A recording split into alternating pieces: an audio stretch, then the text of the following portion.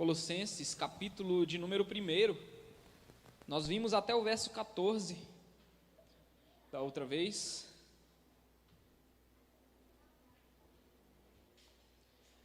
E hoje nós vamos ler aqui do verso 15 até o verso 23.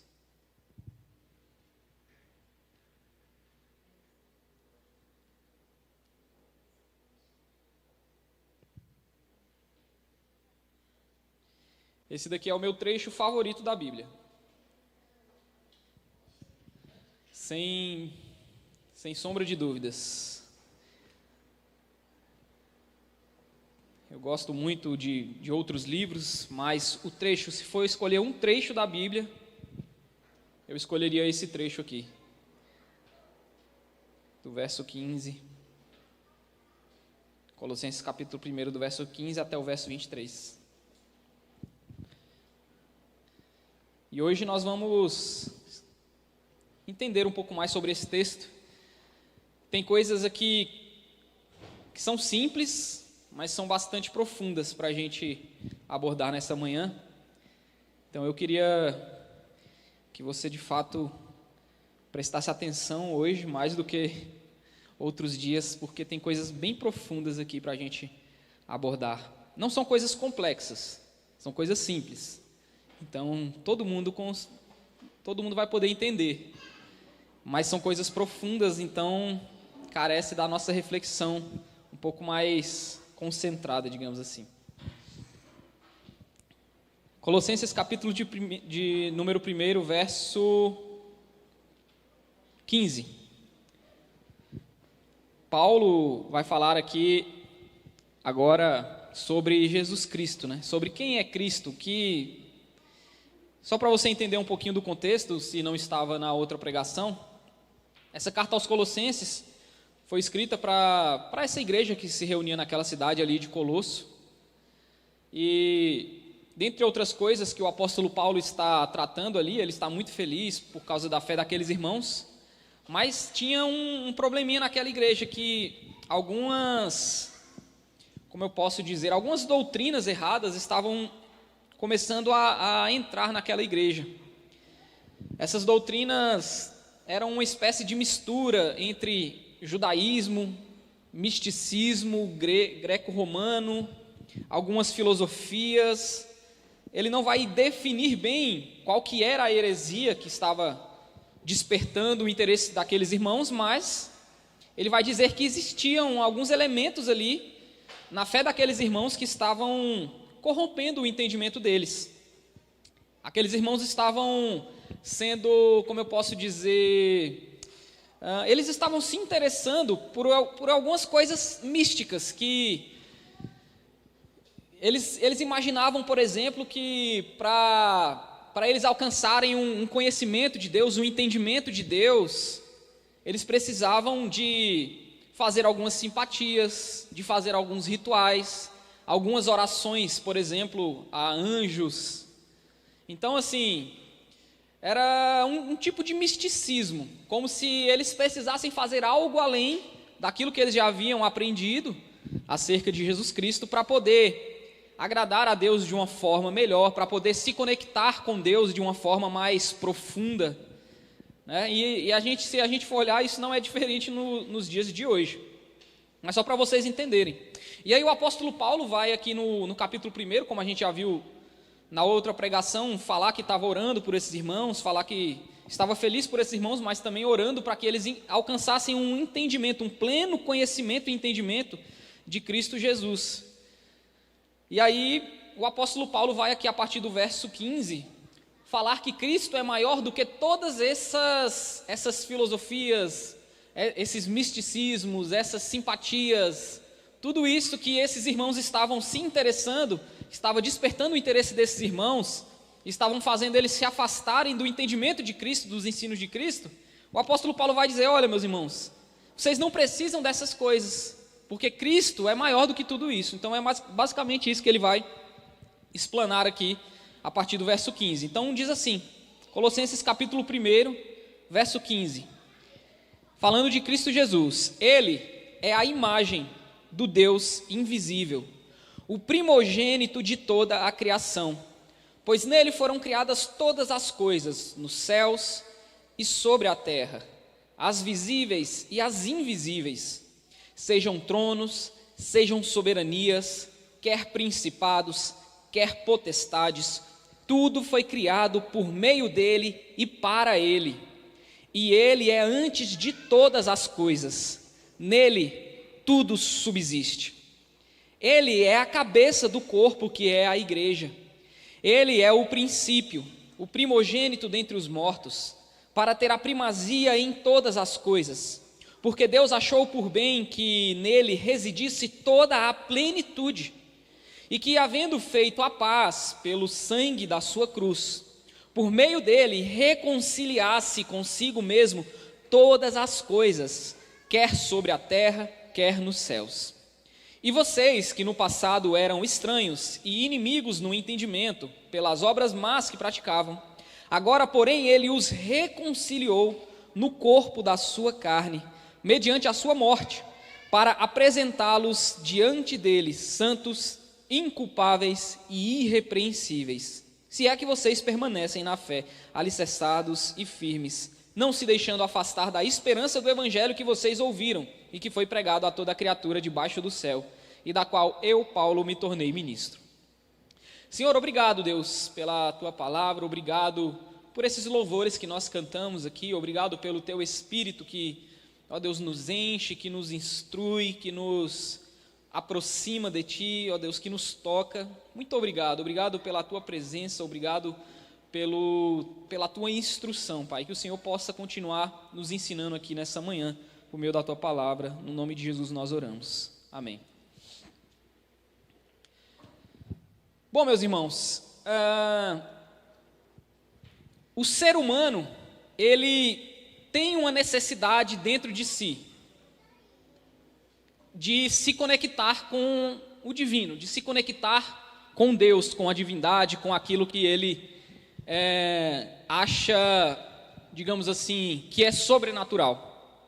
Todas as civilizações que já foram descobertas aí no decorrer da história da humanidade, e ainda as que vão sendo descobertas hoje em dia, sempre os historiadores, os antropólogos, aquelas pessoas que estudam indígenas e civilizações, todas as vezes que eles descobrem uma nova tribo, um novo povo, ou eles encontram escavações de povos que já viveram sobre a terra, algo incomum acontece. Sempre na história desses povos, esses povos adoravam uma divindade, adoravam a Deus. Esses povos tinham templos, esses povos tinham estátuas, esses povos tinham algum tipo de instrumento, de imagem, de templo, algo que os fizesse... Que fizesse essas pessoas que estudam, os antropólogos, os historiadores, os arqueólogos, perceber que todos os povos que já viveram sobre a terra e os que vivem até hoje têm algo em comum, que é procurar se conectar com Deus. Sempre, o ser humano sempre buscou se conectar com Deus. E aí Deus, ou deuses, né, ou diversos nomes, divindades, não sei, mas a humanidade sempre teve esse anseio dentro de si, para se conectar com o Altíssimo, com algo que ele considera superior, algo que ele considera mais poderoso. Isso está aí, é inegável. Acontece que, sei lá, digamos ali, por volta do século 17, 18, né, veio principalmente sobre o Ocidente uma ideia de que nós deveríamos abandonar isso, de que isso não trouxe nada para a humanidade, de que a fé em algo superior, de que a fé em algo maior, só fez a humanidade se frustrar, digamos assim.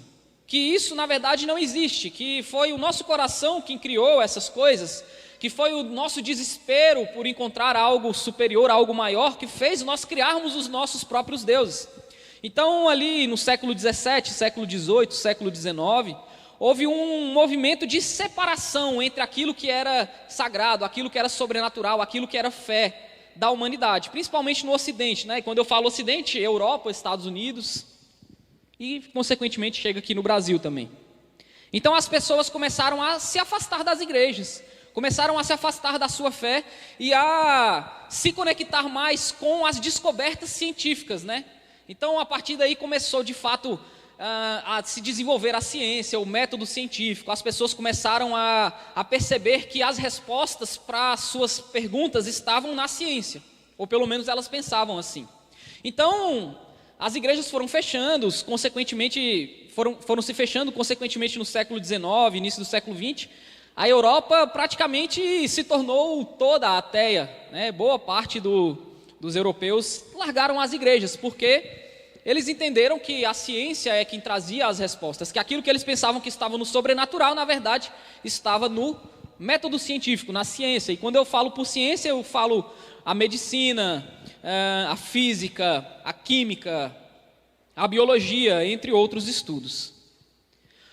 Só que a humanidade percebeu, já no século XX, século XXI, que de fato essa ideia de se afastar da fé e depositar a nossa fé e esperança na ciência só trouxe frustrações também. Por quê? Por causa das grandes guerras. Então, Primeira Guerra Mundial, Segunda Guerra Mundial, o ápice da humanidade científica.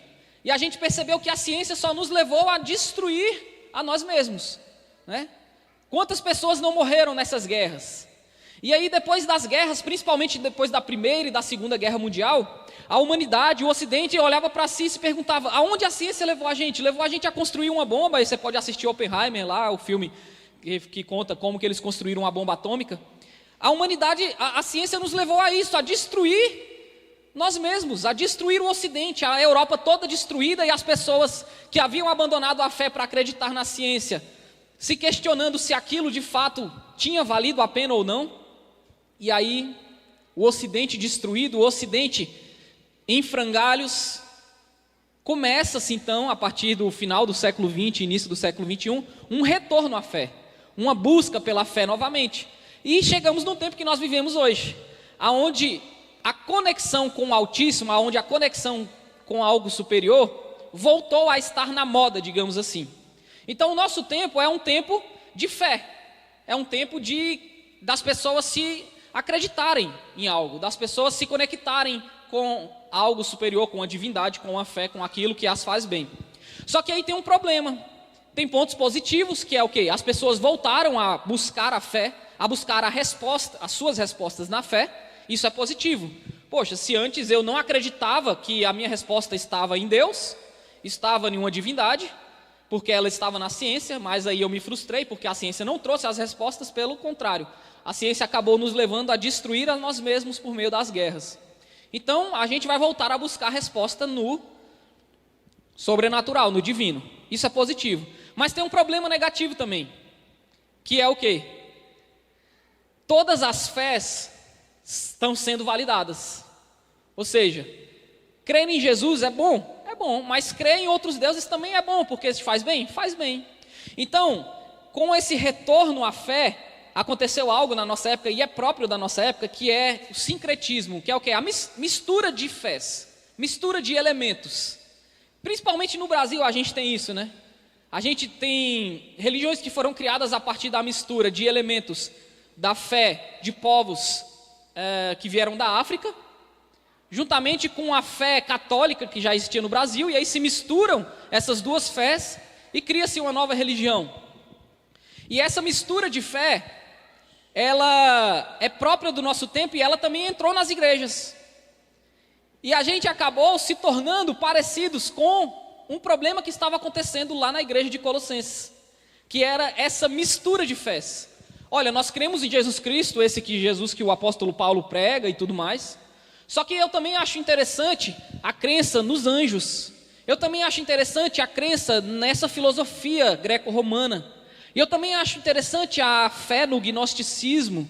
Eu também acho interessante essa vertente aqui que fala sobre, por exemplo, signos. E aí você junta tudo no mesmo pacote e cada um desenvolve a sua fé. E a gente vive nessa época, onde todas as fés estão sendo validadas, e criticar a fé do outro é errado. O bom é, porque no passado, criticar a fé era bom. Você acredita em alguma coisa, você está ficando louco, você vai ser ridicularizado por isso. Nós não vivemos nesse tempo, o tempo que nós vivemos você acredita em algo? Pô, legal, se isso te faz bem, continua na sua fé. Só que aí há um problema, e o apóstolo Paulo vai explicar por que existe um problema nisso aí. E aí eu vou para o meu primeiro ponto, Cristo e a criação, que está dos versos 15 até o verso 17, aonde nós lemos o apóstolo Paulo dizendo: quem é Cristo Jesus? Por que vocês não podem acreditar em oração dos anjos, em signos, em, simpatias, em, como eu posso dizer, em um ser humano que é superior ao outro, porque ele tem um contato mais próximo para te transmitir, ou em uma oração que é mais poderosa e que é mais forte do que a minha própria oração? Se eu fizer uma mandinga, se eu fizer, como eu posso dizer, se eu seguir determinados passos de um ritual, a minha oração vai se tornar mais poderosa do que uma oração simples ali no meu quarto, por exemplo. Por que isso é perigoso? O apóstolo Paulo vai dizer: porque Cristo é a imagem do Deus invisível, o primogênito de toda a criação. E o meu primeiro ponto é Cristo e a criação. Esse é o título do primeiro ponto. Ele vai dizer a relação de Cristo com a criação, ou seja, com as criaturas. Então, Cristo é a imagem do Deus invisível. Ele é o primogênito de toda a criação. E quando ele fala primogênito de toda a criação, não é que Cristo tenha sido criado também, porque Cristo não foi criado. E ele explica isso nos versos seguintes, porque nele foram criadas todas as coisas, nos céus e sobre a terra, as visíveis e as invisíveis, sejam tronos, sejam soberanias, quer principados, quer potestades. E essas nomenclaturas aqui, principados e potestades, vai embarcar tudo isso que aquelas pessoas estavam acreditando. Então, anjos, espíritos superiores, espíritos inferiores, todos os tipos de fé. Tudo isso são criações, é o que o apóstolo Paulo está dizendo. E todas essas criações foram criadas por meio de Cristo e para Cristo. Tudo foi criado por meio dele e para ele. E ele é antes de todas as coisas, e nele tudo subsiste, ou seja, ele sustenta todas as coisas. Então o que o apóstolo Paulo está dizendo aqui para esses irmãos? E que também serve para a gente aqui nos dias de hoje.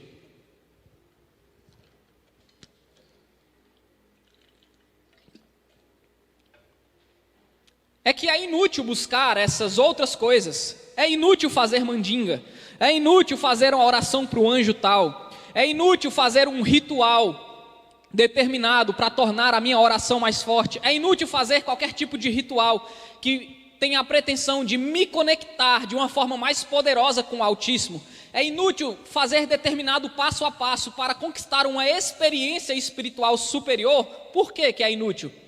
Porque Cristo está acima de todas essas coisas, é o que ele está dizendo. E quando ele fala, na pregação anterior a gente viu isso, que ele queria, olha só no verso 9, por essa razão também, desde o dia em que soubemos disso, não deixamos de orar por vocês e de pedir que vocês transbordem do pleno conhecimento da vontade de Deus, em toda a sabedoria e entendimento espiritual. Ele está dizendo o seguinte: se vocês entenderem quem é Cristo, se vocês entenderem que Ele é sobre todas as coisas, que Ele está acima de toda e qualquer simpatia, de toda e qualquer religião, de toda e qualquer filosofia, se vocês entenderem que Cristo está acima de todas essas coisas que vocês estão buscando, aí vocês vão conseguir viver de uma maneira melhor, vocês vão conseguir entender que é inútil buscar essas coisas, porque elas não levam a nada. Porque Cristo, ele já é a plenitude da revelação de Deus. Ou seja, eu estou fazendo um ritual específico, uma mandinga específica, uma oração para o anjo tal, uma oração para o anjo da guarda, ou eu estou acreditando, em algum tipo de entendimento e de fé que está fora de Cristo, digamos assim, que não está conectada com Cristo. E aí o Paulo está dizendo, isso é inútil para vocês, meus filhos. Cristo, ele é maior do que tudo isso. Essas coisas foram criadas por meio dele e para ele, de maneira que, se vocês entenderem Cristo Jesus, tiverem fé em Cristo Jesus e prosseguirem em conhecer Cristo Jesus, essa pretensão que vocês terem de alcançar uma experiência espiritual superior, ela vai se concretizar na vida de vocês. A maior experiência sobrenatural que vocês podem ter na vida de vocês é conhecer Cristo Jesus e prosseguir em conhecê-lo. É isso que o apóstolo Paulo está dizendo. Não existe nenhuma experiência espiritual, sobrenatural, que seja maior nesse mundo do que crer no Filho de Deus, Cristo Jesus. Por quê? Porque Ele é a imagem de Deus, Ele está dizendo. Ele está sobre todas essas coisas, principados, potestades, tronos, soberanias, tudo foi criado por meio dEle e para Ele. Ele é antes de todas as coisas. É isso que o apóstolo Paulo está tentando fazer aqueles irmãos entenderem. Vocês não precisam de complementar a sua fé com esses elementos exteriores que vocês estão buscando. Crer em Cristo é suficiente para satisfazer isso que vocês estão buscando, esse poder superior, essa experiência profunda. Não existe nada mais profundo na fé com o divino, no contato com o divino, do que conhecer Cristo e crer nele para a nossa salvação, para a nossa vida. Só que o apóstolo Paulo está falando também de outras coisas aqui profundas, quando ele fala, por exemplo, da criação. Ele está falando de uma dinâmica conhecida na Bíblia, que é criação, queda e redenção. Basicamente ele vai trabalhar essa dinâmica nesse texto aqui. Ele está dizendo o seguinte: tudo foi criado por Deus. Tudo foi criado por Deus. As coisas visíveis e as invisíveis. Tudo que a gente pode ver foi criado por Deus. O que a gente não pode ver também foi criado por Deus. E tudo isso foi criado por meio de Cristo e para Cristo. Então aqui ele está falando da dinâmica da criação. O que é essa questão da dinâmica da criação, né? Isso é algo que nós precisamos entender nessa manhã. E quando nós não entendemos isso, isso vai prejudicar a nossa fé de uma certa maneira. Que é o seguinte, meus irmãos: tudo foi criado por Deus. E até aquilo que não foi criado por Deus, ou seja, que o homem criou, por exemplo, essa cadeira aqui, ela foi feita por um homem. Foi Deus quem foi lá e fez, sabe, que construiu essa cadeira. Ela foi criada por Deus, ou ela foi criada por um homem. Mas como que eu digo que tudo foi criado por Deus, se essa cadeira foi feita por um homem? Como que eu posso entender isso? Bom, é porque até a criação do homem também é uma criação de Deus, é uma subcriação de Deus. Então assim, tudo que o homem teve criatividade para construir, tudo que o homem teve criatividade para desenhar e para dar forma, isso foi Deus quem concedeu para o homem. Então toda a criação do homem é uma subcriação de Deus. Poxa, Clisman, isso aí que você está falando está errado. Não, vai lá em Salmo 104, abre o Salmo 104 para mim, Clecinha, para a gente entender um pouco disso daí. Tudo, o trabalho do homem também é criação de Deus.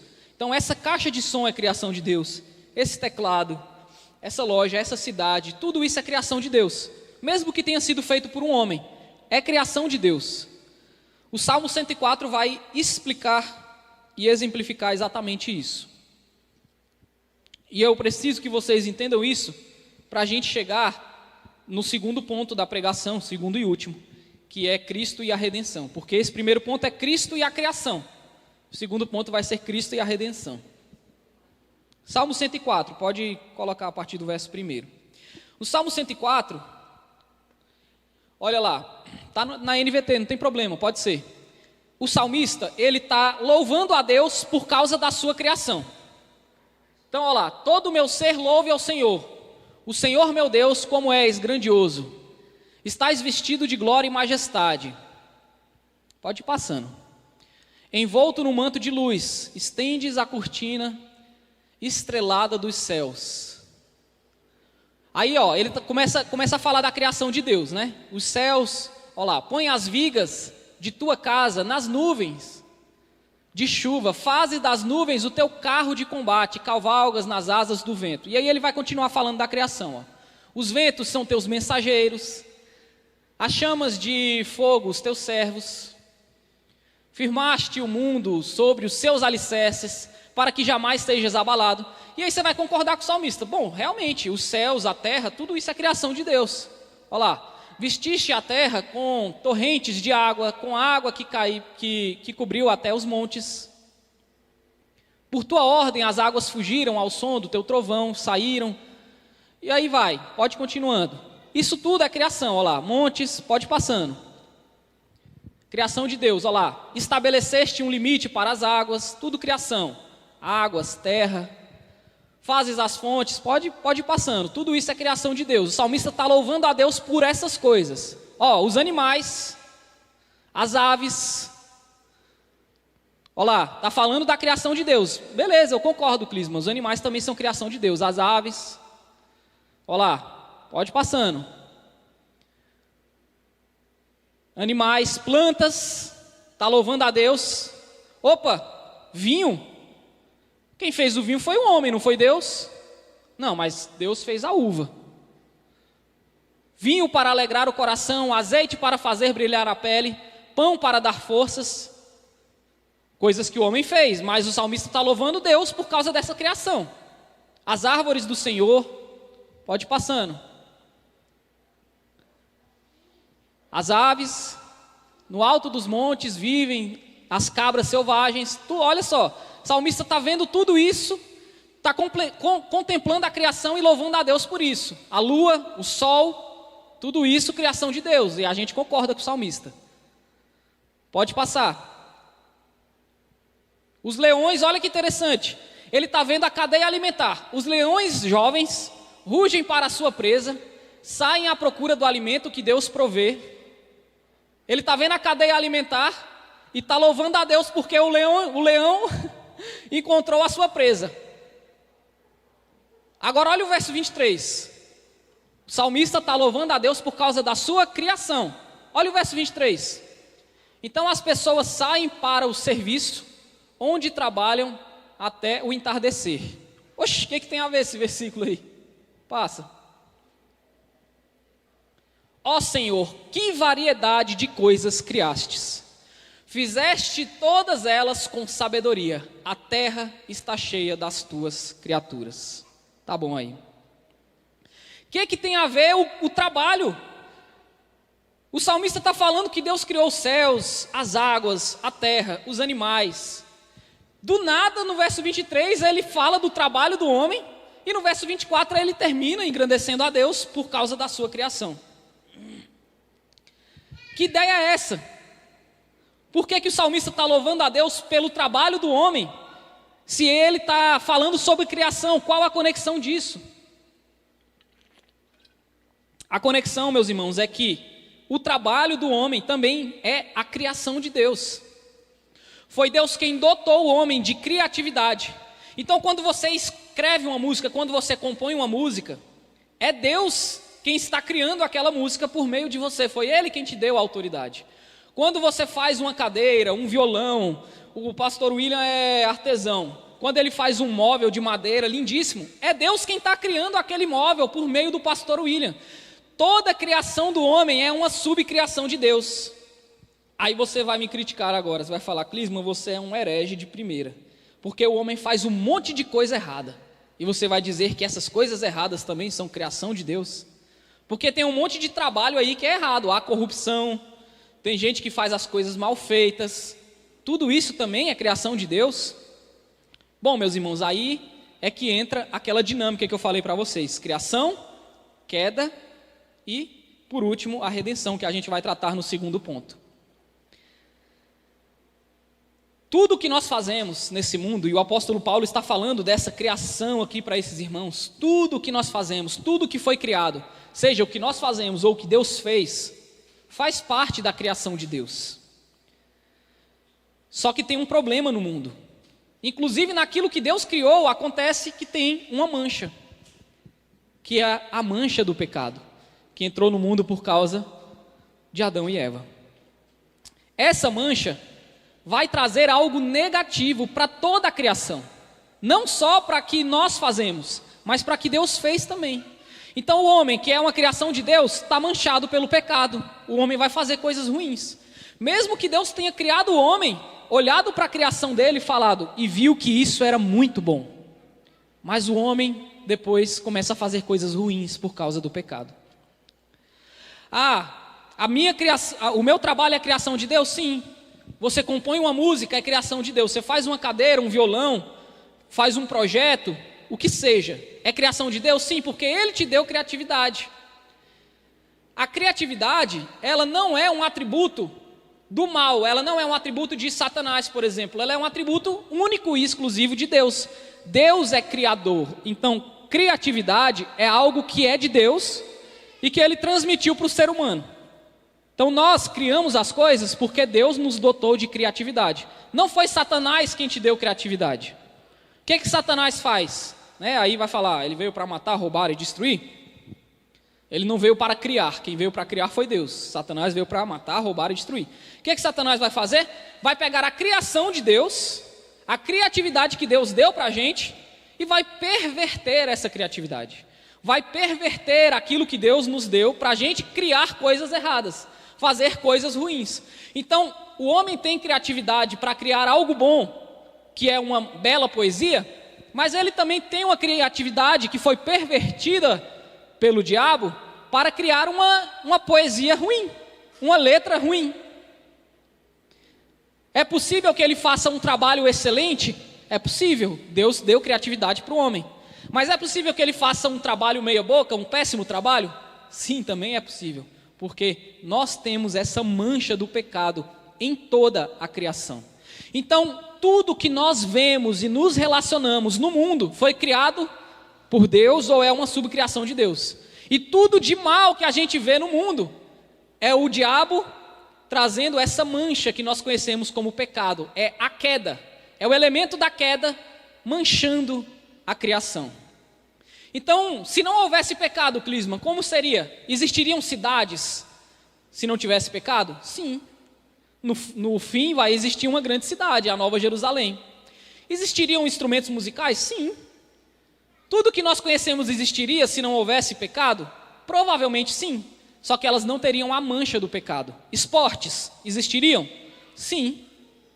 Tem problemas nos esportes? Doping, machucados, agressões? Tem. Isso faz parte da criação? Não, isso faz parte da queda. Bebida alcoólica, Clisman. O salmista está dizendo que o vinho é bom e ele está glorificando a Deus por isso. Mas a bebida alcoólica traz problemas? Traz. Isso está na queda, não na criação. Plantas medicinais ou entorpecentes. Foi Deus quem criou a planta da maconha? Foi Deus quem criou. Está na criação. Utilizar isso para me deixar sem o meu domínio próprio, sem dominar as minhas faculdades mentais e motoras, faz parte da criação?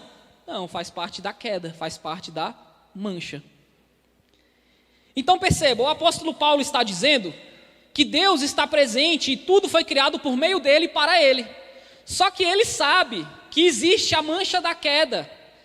E é por isso que ele vai trazer o verso 18 até o verso 23, aonde ele vai falar do terceiro elemento, que é a redenção dessas coisas.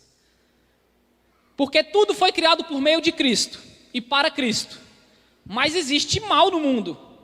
Como que a gente resolve o problema do mal? Como que eu, cristão do século 21, me relaciono com a criação, sem, como eu posso dizer, me contaminar com o mal? O apóstolo Paulo vai matar a charada aqui, no verso 18 até o verso 23. No meu segundo ponto, que fala sobre Cristo e a redenção. Então eu estou tentando explicar conceitos que são profundos. Por isso que eu pedi para você prestar bastante atenção, porque são coisas profundas. A gente precisa de refletir um pouco para entender como essa dinâmica funciona. E aí, por exemplo, no verso 18, ele diz o seguinte: Cristo, Ele é a cabeça do corpo, que é a igreja. Ele é o princípio, o primogênito dentre os mortos, para ter a primazia em todas as coisas, porque Deus achou por bem que nele residisse toda a plenitude, e que, havendo feito paz pelo sangue da sua cruz, por meio dele, reconciliasse consigo mesmo todas as coisas, quer sobre a terra, quer nos céus. E vocês que no passado eram estranhos e inimigos no entendimento, deixa o verso 21 para depois, vou tratar primeiro aqui do 18 até o 20. Percebe o que o apóstolo Paulo está dizendo? Vou repetir só o finalzinho para você matar a charada. E que, havendo feito a paz pelo sangue da sua cruz, por meio dele, reconciliasse consigo mesmo todas as coisas, quer sobre a terra, quer nos céus. Estou entendendo nada, Clisman. Calma que eu vou explicar para vocês. A gente falou da criação, e a gente falou que tudo foi criado por meio de Cristo e para Cristo. Mas tem a queda aí, que mancha. Como é que Cristo vai ter contato com o pecado? O homem faz um trabalho mau, mas o salmista está dizendo que o trabalho do homem também é criação de Deus. Como que a gente vai fazer para conseguir discernir a criação da queda? Como que a gente vai conseguir fazer para discernir o que é bom e o que é mal? Para conseguir pegar o que é limpo e o que é sujo? E aí tem um grande problema. E a gente precisa resolver esse problema. E o apóstolo Paulo vai dar a solução aqui. Ele fala que a solução é a redenção, porque Cristo reconciliou consigo mesmo o que estava manchado pelo pecado. Então tem uma solução para esse problema. Só que é uma solução difícil, porque ela exige discernimento. Ela exige a gente pensar sobre essas coisas, a gente analisar essas coisas e discernir. Qual é a solução fácil? Proibir. Eu vou proibir bebida alcoólica, porque tem uma mancha da queda ali que pode fazer muito mal para o homem. E é mais fácil proibir do que discernir. É mais fácil proibir do que pensar. Então, eu vou proibir música secular. A única música que vai ser permitida é aquela música que fala sobre Deus. Mesmo que Deus tenha dotado, a neném está com a blusa do Nirvana. A Aisha, lindo nome, está com a blusa do Nirvana. Você acha que os caras do Nirvana criaram músicas sensacionais, tanto de melodia quanto de poesia, por eles próprios? Isso saiu do coração mal do homem? Ou será que foi Deus quem dotou essas pessoas para que elas pudessem criar uma melodia excelente, uma poesia excelente, e chegar em uma música que pudesse tocar corações, a ponto de músicas que foram tocadas, sei lá, na década de 80, fazerem sentido para as pessoas até no século 21, e para a Aisha estar aqui, em Brasília, no Guará, vestindo a camisa dos caras hoje? Será que essa capacidade, foi o diabo quem deu? Ou foi Deus quem concedeu? Mas porque discernir é complicado, discernir é difícil, o que é que os pastores e as igrejas no geral acham mais fácil? Proibir. Eu não quero pensar sobre isso, dá muito trabalho discernir o que é bom e o que é mal. Então é melhor a gente proibir e a gente evita um monte de problemas. Só que não evita. Não evita, porque o que é belo, o que é bom, continua nos atraindo, estando ele na igreja ou fora da igreja. E aí eu escuto uma música tão bela e tão bonita, que não foi feita e criada no contexto da igreja, e eu fico no conflito, porque o pastor está dizendo que aquilo é do diabo, mas no meu interior, que sempre buscou uma conexão com o Altíssimo, está entendendo que aquilo é bom, é belo, e se é bom e é belo, de alguma maneira vem de Deus. Por que que a igreja está dizendo que é do diabo? E aí cria um problema maior, que eu vou ter que escolher entre ficar na igreja e me abster de tudo isso que a igreja proíbe, e aí eu vou ter a infelicidade de deixar de experimentar coisas maravilhosas que foram criadas por Deus e por meio de Deus, e para Deus. Ah, Clisman, mas o cara do Nirvana, ele nem conhece a Deus, nunca, ele sei lá, ele não é da igreja. Como é que você pode dizer que ele criou por meio de Deus e para Deus? Porque, meus irmãos, os seres humanos, tudo que eles fazem que é bom e belo, utilizando a capacidade criativa que Deus nos deu, eles fazem para Deus, mesmo que não saibam, mesmo que eles achem que estão fazendo para eles mesmos, mesmo que eles acham que estão fazendo para a namorada, para a esposa ou para alguém, no fundo eles estão fazendo para Deus. Por quê? Eles estão usando a capacidade que Deus deu para eles e estão fazendo algo bom, algo belo, algo que é agradável. Isso é feito para Deus inconscientemente. Mas é muito difícil pensar sobre isso, então as pessoas preferem proibir. Sabe, meus irmãos, o mais interessante de tudo isso, dessa dinâmica de criação, queda e redenção, é que o apóstolo Paulo vai dizer: tudo foi criado por meio de Cristo e para Cristo. Ou seja, as coisas não foram criadas para nós. E tem muita gente aí que fala que isso foi criado para você, sabe, tudo isso aqui Deus fez para a gente. Deus não fez para a gente, meus irmãos, nem o mundo. Deus fez o mundo para Cristo. Lembra lá no verso 13 aqui desse capítulo, quando fala que Ele nos libertou do império das trevas e nos transportou para o reino do seu Filho amado? Esse reino do Filho amado é a criação. Isso foi criado para Deus, não foi criado para a gente. Só que qual que é a nossa grande sorte? Não diria sorte, mas graça. Qual é a grande graça em tudo isso? É que mesmo as coisas não tendo sido criadas para nós, nós podemos participar por meio da redenção de Cristo. É o que o apóstolo Paulo está dizendo justamente no verso 12 aqui, ó. Dando graças ao Pai, que os capacitou a participar da herança dos santos na luz. Mesmo não tendo sido criado para a gente pode participar, regozijar, nos alegrar, ter prazer nessas coisas, por meio da redenção. Só que aí, existe uma grande questão. A queda continua presente. Então, nós precisamos ter um espírito, e é por isso que Paulo está orando para que eles tenham pleno conhecimento de Deus. Ó, verso 10, capítulo 1, verso 10, a gente viu na semana passada, mas está conectado. Olha lá. Dessa maneira, vamos no verso 9.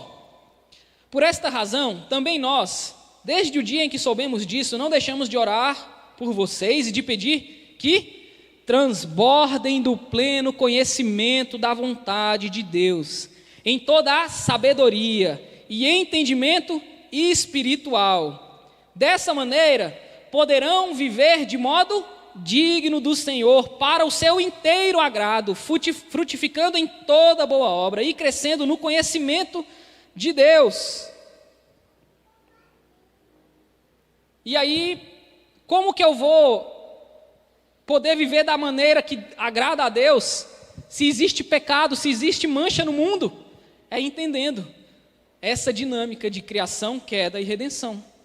Então nós, tendo esse pleno conhecimento que o apóstolo Paulo está pedindo para que eles tenham, sendo cheios do Espírito e tendo sabedoria, discernimento, entendimento, nós vamos ser capazes de dialogar com esse mundo, de desfrutar desse mundo, de conhecer a criação e nos conectar com a criação. E aí envolve comida, bebida, música, arte, política, trabalho, redes sociais. A gente vai ser capaz de se envolver com tudo isso, discernindo que tem coisa boa da criação e tem coisa ruim.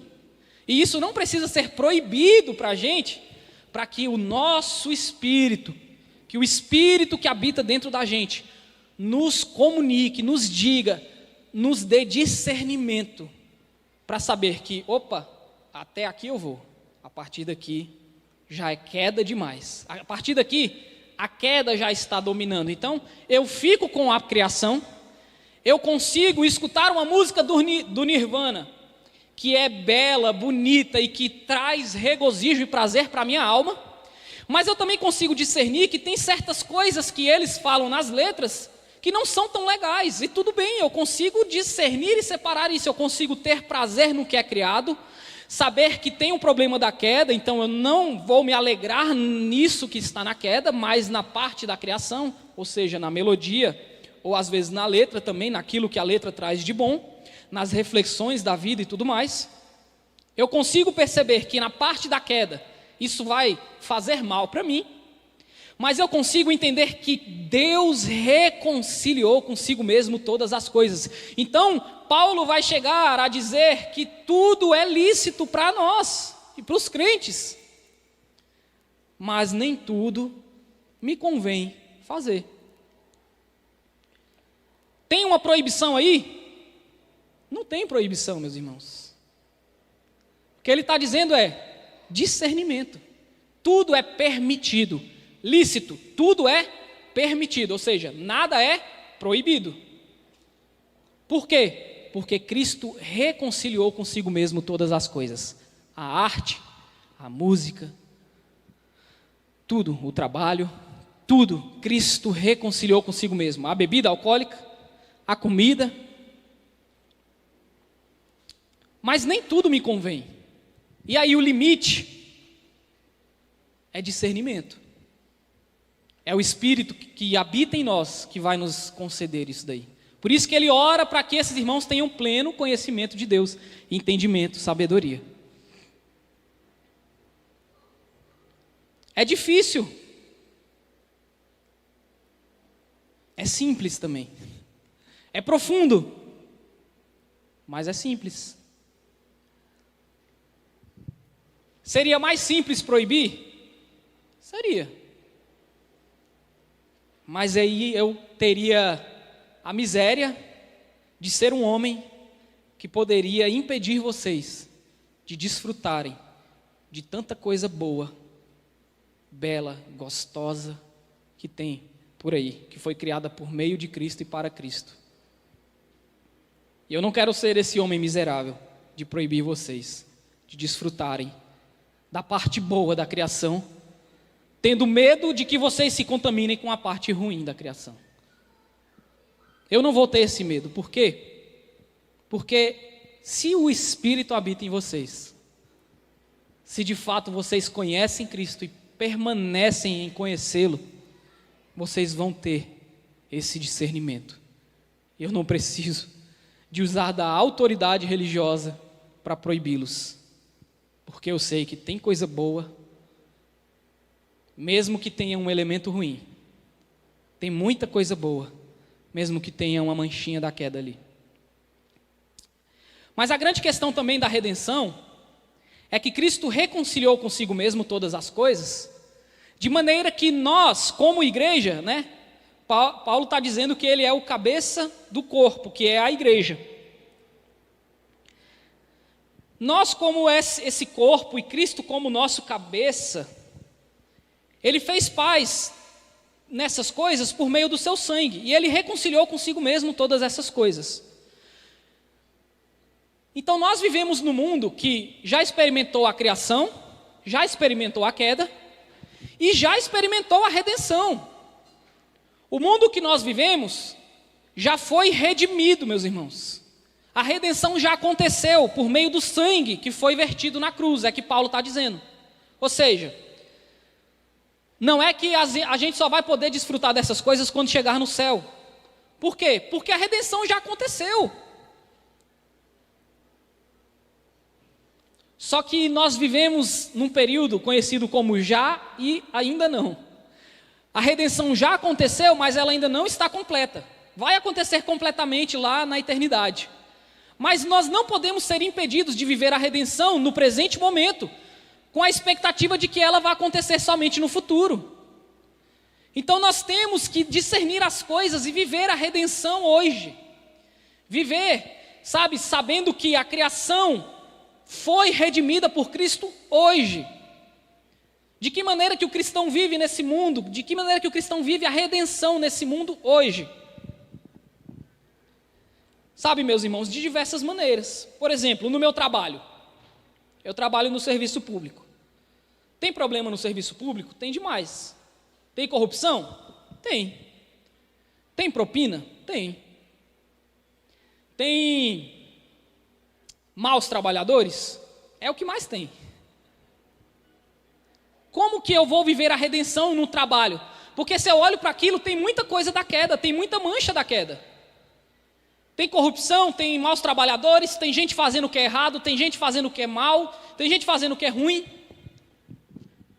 Eu vou largar meu emprego por causa disso, então? Não. Eu vou viver a redenção, porque eu sei que tem coisas boas também, porque aquilo, de certa maneira, é uma criação de Deus. E como que eu vou viver a redenção? Eu não vou ser a pessoa que é corrupta no trabalho. Eu vou ser a pessoa que é honesta. Eu não vou ser o mau trabalhador. Eu vou ser o bom trabalhador. Eu vou fazer do meu trabalho uma forma de glorificar a Deus.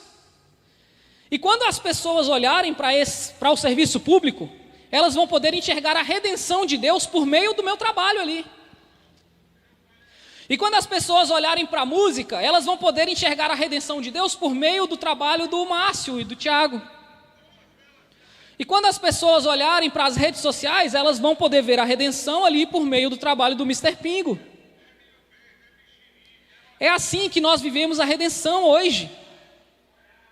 E quando as pessoas olharem para a bebida alcoólica, elas vão ver que é possível consumir moderadamente e glorificar a Deus por aquilo. E quando as pessoas olharem para a comida, elas vão poder perceber que é possível glorificar a Deus se alimentando de forma correta e também tendo prazer naquilo, mesmo que algumas comidas causem a morte, diabetes e doenças diversas no nosso corpo. É assim que a gente vive a redenção. É mostrando que há um lado bom em todas as coisas. É sendo o lado bom em todas as coisas. É sabendo e experimentando coisas boas e glorificando a Deus por essas coisas boas o tempo inteiro. De que maneira eu glorifico a Deus comendo e bebendo? Quando eu tenho prazer naquilo, meus irmãos, sem me exceder. Porque quando eu excedo, aí eu faço mal para mim, para os outros. Eu causo problemas de saúde e aquilo deixa de ser prazeroso. Essa é a grande questão do excesso em tudo. Aquilo que foi criado para ser prazeroso, por exemplo, a comida. Deus criou a nossa língua com diversos elementos que pudessem perceber o sabor das coisas. E Ele criou também os alimentos com diversos tipos de sabores, cheiros, aromas, para que a gente, ao comer, tivesse prazer nessa variedade. Então, quando eu como e sinto prazer naquilo que eu estou comendo, eu estou glorificando a Deus por meio da alimentação. Só que quando eu excedo no alimento, aquilo não se torna mais prazeroso, pelo contrário, eu começo a passar mal. Aí eu tenho o quê? Gastrite. Minha barriga fica muito cheia, eu não consigo me movimentar direito. Daqui a pouco eu começo a ter doenças. É assim que a gente se relaciona. Eu estou usando o exemplo da comida, mas isso serve para tudo, meus irmãos. E aí lembra que eu falei para vocês no início que o homem tem o anseio por se conectar com o eterno, com o divino?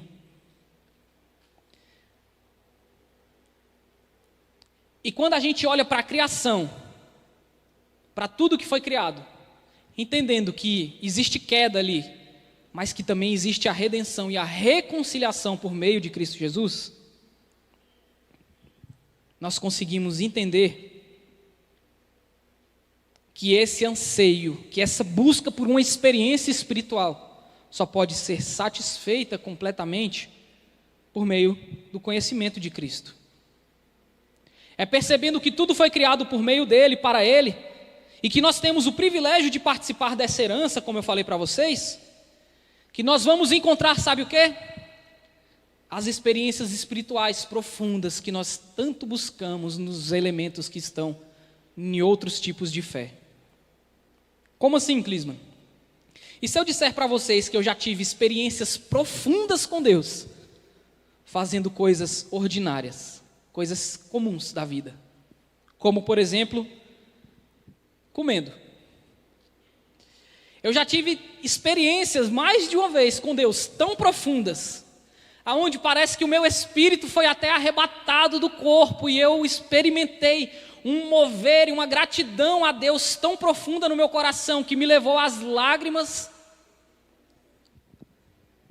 Quando eu coloquei uma colher de uma determinada comida gostosa na minha boca, eu olhei para os céus e percebi que aquilo tinha vindo de Deus e que o Senhor tinha dado criatividade para a cozinheira cozinhar aquilo daquela maneira, e que o Senhor tinha criado todos aqueles ingredientes e temperos que a gente aqui no Brasil tem tantos, e eu comi aquela comida tão gostosa e eu percebi que aquilo tinha vindo do Senhor e a graça de Deus tinha me permitido viver aquela experiência, que eu provavelmente tive uma experiência sobrenatural mais profunda do que algumas pessoas que vivem buscando essa experiência em outros tipos de rituais e simpatias, sacrifícios.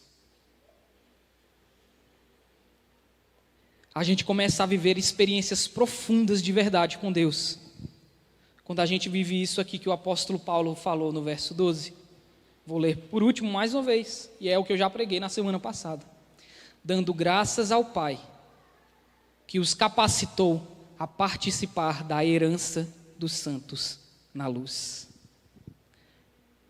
E essa herança, meus irmãos, é comida, é bebida, é paz, é desfrutar da beleza do mundo, é desfrutar da beleza da vida. É ouvir uma música e chorar, sabendo que aquilo vem de Deus. É ver um filme, uma série, e reconhecer que mesmo vindo de Hollywood, que é um lugar, um ambiente tão tóxico e tão manchado, que mesmo ali o Senhor capacitou homens a fazerem determinados tipos de filmes, séries, que tocam e falam tanto com a gente, porque revelam algo que está profundamente enraizado dentro dos nossos corações. E ali, ouvindo uma música talvez do Nirvana, ou vendo um filme talvez de Hollywood, ou até mesmo tomando uma cervejinha, ou uma bebida alcoólica, um vinho, talvez ali você consiga experimentar uma experiência sobrenatural e espiritual tão grande, que talvez seja maior do que aquela que você busca há tanto tempo, fazendo sacrifícios e mandingas e simpatias para poder se conectar com o Altíssimo. A melhor maneira de se conectar com o Altíssimo, meus irmãos, é vivendo essa vida aqui e sabendo discernir o que é bom e o que é belo, porque tudo isso vem das mãos de Deus. Amém? Ficou faltando uns versículos aqui, mas por hoje está bom. Já foi um entendimento bem para a gente refletir. Senhor, obrigado, Deus. Obrigado, Senhor, pela música, Pai. Obrigado pela comida, meu Deus. Senhor, obrigado pelo sal que tempera a nossa comida. Senhor, obrigado porque um dia o Senhor iluminou alguns escravos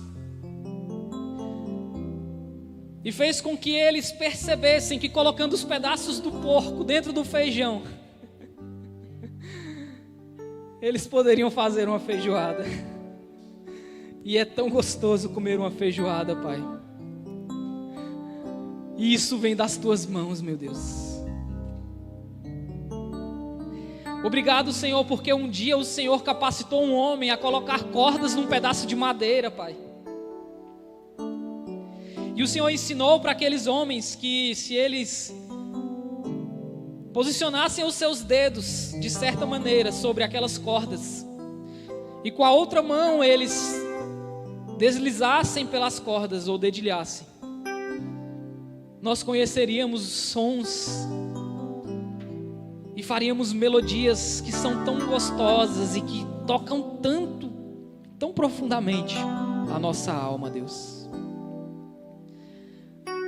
Sobretudo, Deus, Obrigado pelo Teu Espírito, Pai, que nos permite discernir na criação o que é bom, o que é belo, o que é agradável, e saber que mesmo fora da igreja, Deus,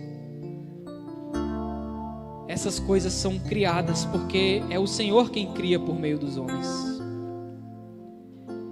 Obrigado por tudo isso, pela ciência que criou remédios para a gente. Obrigado pelo café, Pai, sem o qual nós não poderíamos viver. Obrigado por tudo isso. Que nós possamos desfrutar de experiências espirituais, fazendo as coisas ordinárias dessa vida. Porque é isso que nós vamos fazer eternamente com Teu Filho, Deus. Nós vamos comer, beber, cantar e ouvir música eternamente juntos, quando por fim estivermos na eternidade, Pai. Mas que nós não esperemos até lá para viver essas coisas, porque o Senhor já as redimiu aqui. Muito obrigado, nos dê discernimento para viver isso no nome de Jesus. Amém.